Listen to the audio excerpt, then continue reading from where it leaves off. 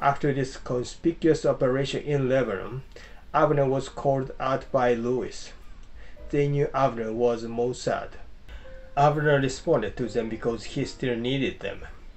Avner's eyes were covered while he was transferred to their place. There he met Louis's papa. Papa seemed uncomfortable knowing that the information they were giving was linked to the massacre. But he showed Avner some understanding. After that, Louis continued to cooperate with Avner. On the way back, his eyes were covered again. But in the original book, Papa became fond of Avner and said he didn't need to cover his eyes. This part was changed in the film. The target Mossad most wanted to kill was Ali Hassan Salameh. Avner asked for information on Salameh, but Louis gave him information on Zaid Muchasi. His name is not on the list, but he is the replacement for Asir, who was on the list. Muchasi is supposed to be tougher than his predecessor. This is the change in the film. Asir was PLO's KGB contact and Muchasi was Black September's KGB contact. In the original book, Avner's team had been thinking about killing Muchasi for some time. Muchasi was in Athena, Greece. Avner's team happened to meet Arab guerrillas in the safe house that Louis's group had set up. The same thing is written in the original book. This is where the argument between Avner and Ali, the Palestinian, began in the film. This made the film a work that represented different value systems. Some viewers got angry about it. Avner's team tried to kill Muchasi with the bomb that Louis's group had prepared, but the bomb did not work well. Then Hinds, one of the members of the team, acted recklessly and threw a bomb directly into Muchasi's room. A gunfight then broke out with Muchasi's men. A KGB agent was killed there.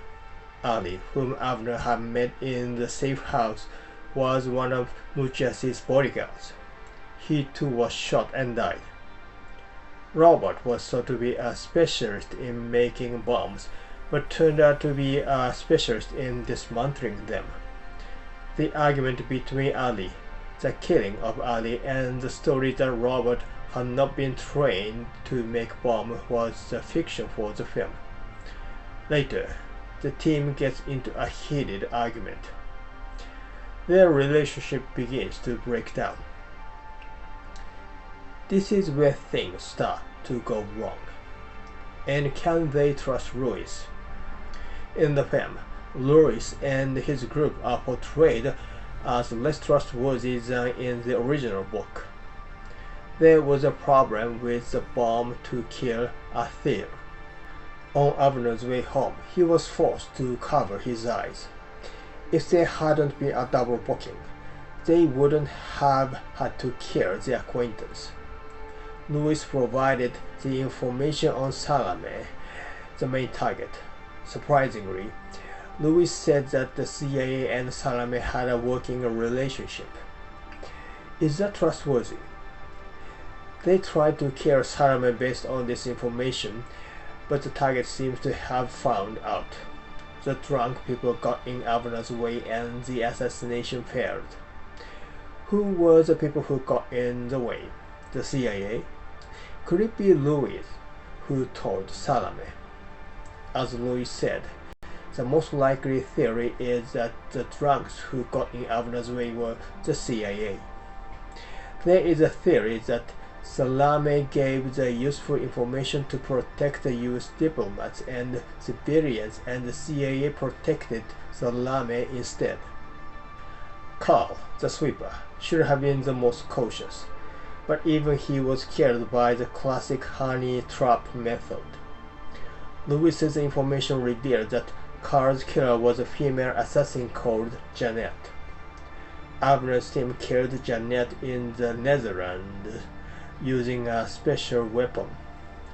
A bullet is silently fired from a pipe taken from a bicycle. Why did they use such a weapon? According to the original book, killing with a bomb wasn't enough for them. Since she killed their comrade, they wanted to see her die in front of them. And they seem to have thought that smuggling and using guns was a big risk. That's why they made a silent gun that looks like a pipe. When attached to a bicycle, it just looks like one of the parts. And Hinds was killed too. Robert was killed in an accident while making a bomb. Again, Abner got Salame's information from Louis. The only two left, Abner and Steve, went to where target was. When they pointed the gun at Salame and were about to pull the trigger, they were spotted by a boy. They shot the boy and killed him. Other enemies started shooting at them. They could only run. In the original book, the assassination attempt was made while all five were alive, but it failed. Abner was now exhausted from the assassination missions. Among the targets they had killed, there were only a few who could be called true terrorists. Many of them were people who had cultural influence or who were simply easy to kill. And the three terrorists who attacked the Olympic Village and were arrested were released in a deal with the hijackers. Abner is conflicted. Isn't it possible that they were unable to kill the people they should have killed and ended up killing almost innocent people? After returning to Israel, he went to New York, where his wife and daughter live. There he was attacked by the delusion that the Mossad was going to take his daughter hostage. Abner got angry and went to the Israeli embassy in the US to protest. Ephraim visited New York and asked Abner to return to Israel. But Abner refused and the film ends. This part is a little different from the original book. Abner was exhausted by the assassination and wanted to quit, but the Mossad wouldn't let him.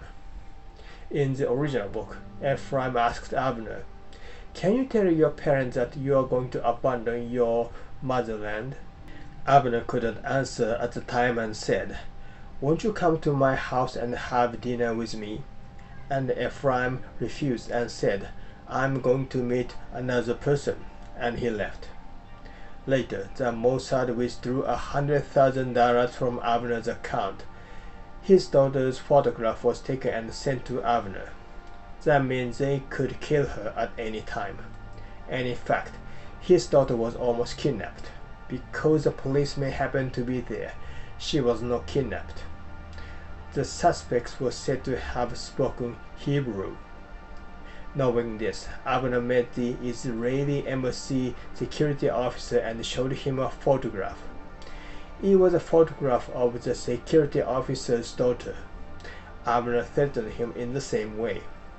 But in the film, the episodes of Mossad harassment of Abner have been removed. It is presented as if Abner is suffering from paranoia, and the order of these episodes is reversed. The conversation in which he invited Ephraim to dinner and was refused comes at the end of the film.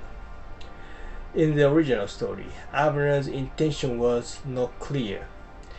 That's why he said, "Come home and have dinner," to avoid the conversation. In the film, the phrase has a completely different meaning. Abner, looking firmly into the eyes of Ephraim, who told him to come home, said, "Come home to my house for dinner tonight. Come on, you're a Jew. You're a stranger. It's written someplace or other that I meant to ask you to come and break bread with me. So break bread with me, Ephraim." And then Ephraim said no against it. The intention of Abner's sentence is probably something like this: I have decided that I will not remain in Israel. Jews have lived for thousands of years without a country. The important thing is to continue to live, holding on to our own culture, wherever we live.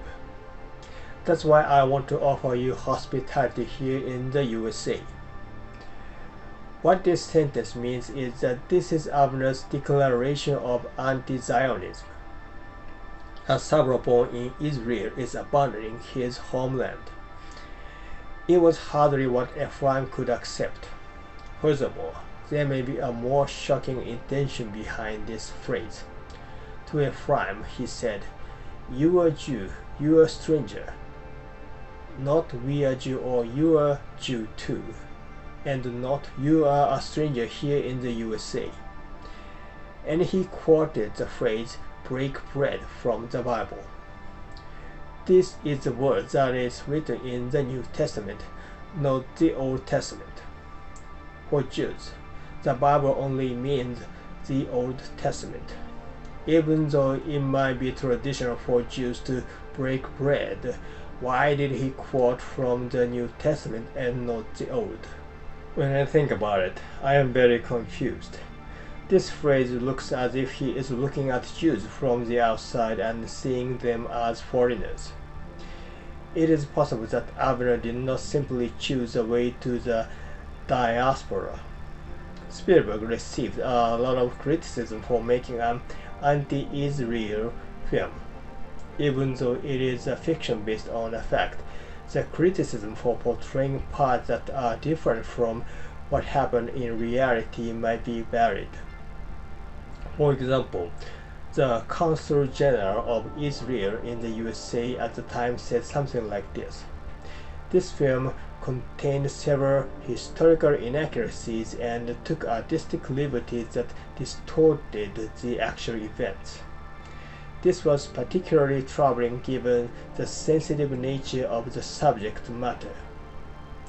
What he said, artistic liberties that distorted the actual events, means what I pointed out and what I may have failed to point out.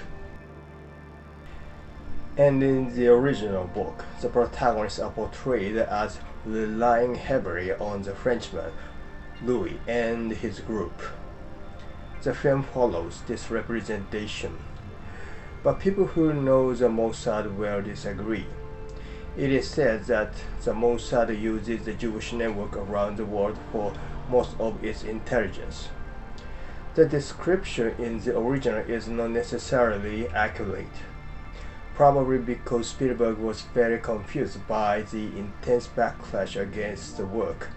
He said on the DVD of this film that this film was not meant to attack Israel. Given the conclusion reached by the protagonist, it is hard to say that this is not an anti-Israel film. But the conclusion of the film is not necessarily the same as the conclusion of the protagonist. Ephraim has left Avner. The camera follows Avner from a distance. When Avner left the frame, the camera shot the World Trade Center building in the distance. This last shot is quite famous. This film was made in 2005. Of course, the World Trade Center has already disappeared. It is not in the frame by chance. The creators dared to make the building with CG. There is definitely the intention of the creator. The message must be that bloody retaliation will only lead to further tragedy. Isn't it reasonable to see this film not as an anti-Israel film, but as an anti-war film? The reason I chose this film this time is because of the recent world situation. Spielberg made this film after 9/11 in 2001. Now after the 7th of October 2023, something similar has happened. This film does not give you the right answer. No one gave you the right answer. As Spielberg says, each of us has to think about it. Thank you for watching this video. If you liked this video, please subscribe and give me thumbs up.